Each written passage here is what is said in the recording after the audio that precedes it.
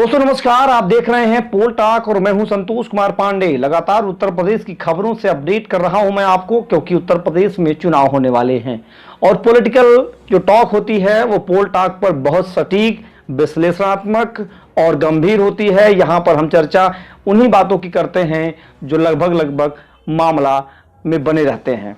आज हम इसी की बात कर रहे हैं। उत्तर प्रदेश में दरअसल सत्ता के लिए सेमीफाइनल का मौका आ गया है और उत्तर प्रदेश के मुख्यमंत्री आदित्यनाथ को एक तरफ लोग कह रहे हैं सबसे बेहतरीन मुख्यमंत्री हैं, और वहीं एक तरफ जो बात सामने आ रही है वह यह कि मुख्यमंत्री फेल हो चुके हैं कोरोना लॉकडाउन के दौरान। लेकिन अब बात होगी इन चुनावों को लेकर के।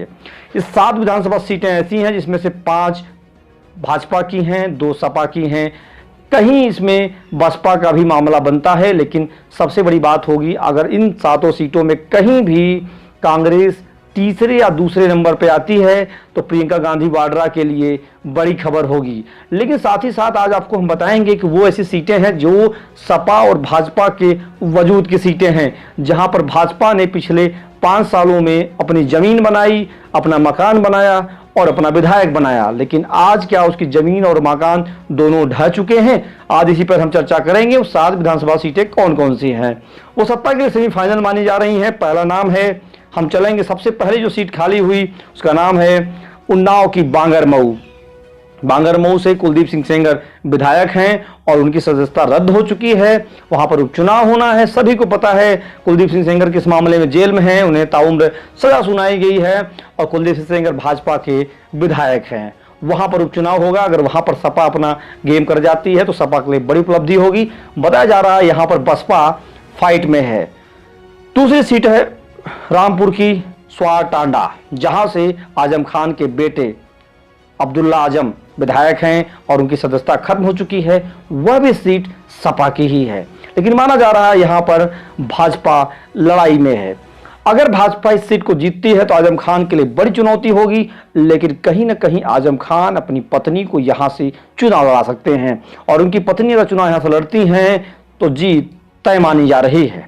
ये 2 सीटें ऐसी हो गई जहां सपा और भाजपा की कांटे की टक्कर है। तीसरी सीट है मल्हनी जौनपुर की। मल्हनी से सपा ने अपना कब्जा बनाया। वहां पर पारसनाथ यादव दिग्गज नेता थे जो जौनपुर से सपा के उन्होंने चुनाव जीता। वो मंत्री रहे, 2 बार सांसद रहे। उनके निधन से ये सीट खाली हुई है और ये सबको पता है कि वहां पर लड़ाई बड़ी तगड़ी है। लेकिन भारतीय जनता पार्टी कभी वहां पर स्वाद जीत का नहीं चख पाई है। वह प्रयास करेगी कि वहां पर चखे, लेकिन भाजपा के सामने चुनौती होगी बसपा और सपा। सपा नहीं चाहेगी इस सीट को कोई जीत पाए, इसलिए सारे दांव पेच करेगी जो दांव पेच करना चाहिए। आपको पता हो गया 3 सीटों का हाल, 2 इसमें सपा की है, 1 भाजपा की। अब हम आपको ले चलते हैं भाजपा की सीटों की तरफ।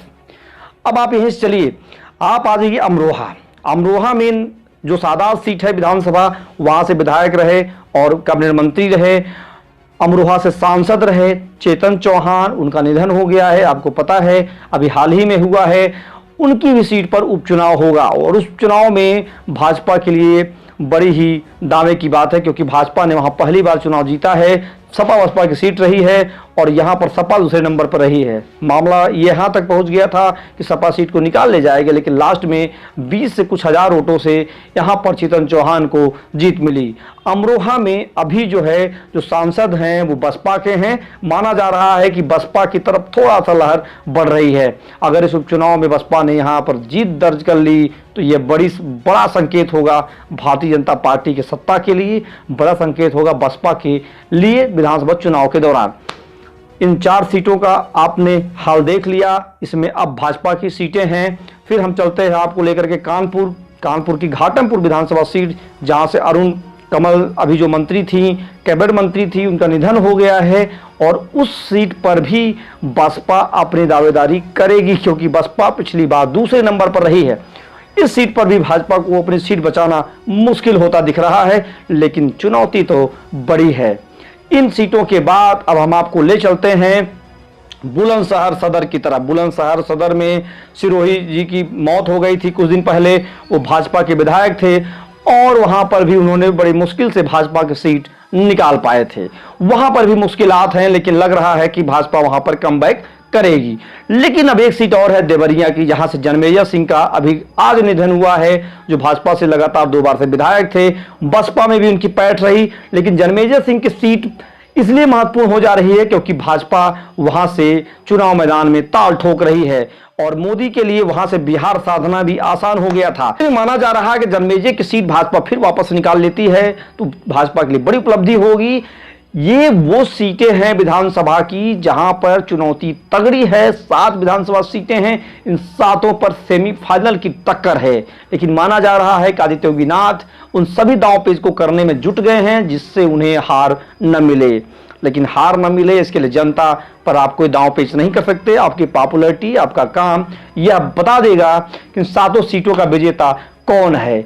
अगर इन सीटों में से कांग्रेस को एक भी सीट मिलती है तो बड़ी उपलब्धि होगी। अगर सपा को दोनों सीटें मिल जाती हैं जो सपा की हैं उसमें बड़ी उपलब्धि होगी। लेकिन अगर इसमें बसपा को एक भी सीट मिल जाएगी तो बसपा टक्कर 2022 का देने के लिए कम बैक कर जाएगी। उसके कई सारे फैक्टर हैं, मैं अगले वीडियो में चर्चा करूंगा क्योंकि ब्राह्मण का जो मसला इसमें टाइट है, पूरे उत्तर प्रदेश में चारों तरफ चर्चा में है, भारत में भी चर्चा हो रही है। ये कहीं ना कहीं बसपा के लिए फायदेमंद होता दिख रहा है। अगर बसपा की सीट निकलती है तो ये एक संकेत होगा सरकार के लिए कि अब आप संभल जाइए।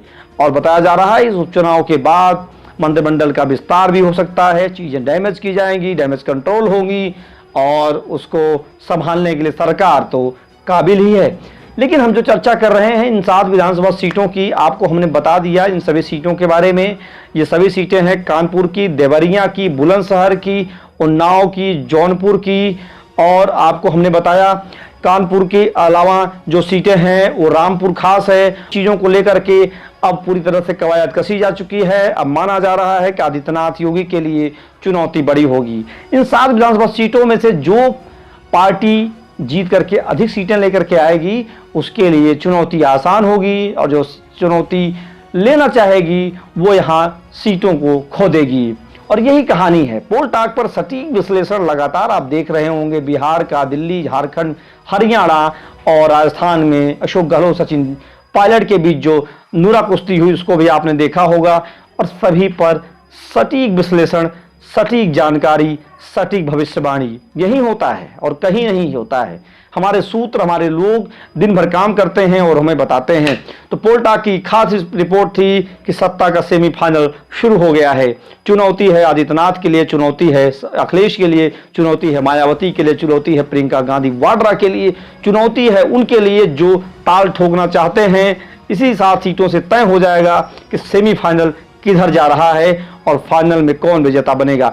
तो लगातार पोल टाक की खबरें देखते रहिए। अगर आपको ज्यादा पढ़ना है तो www.polltalk पर जाके पढ़ सकते हैं। polltalk.in वेबसाइट है, वहां पर पूरे भारत की राजनीतिक खबरें तैयार रहती हैं। तो दोस्तों यही थी कहानी। धन्यवाद, नमस्कार, जय हिंद, जय भारत।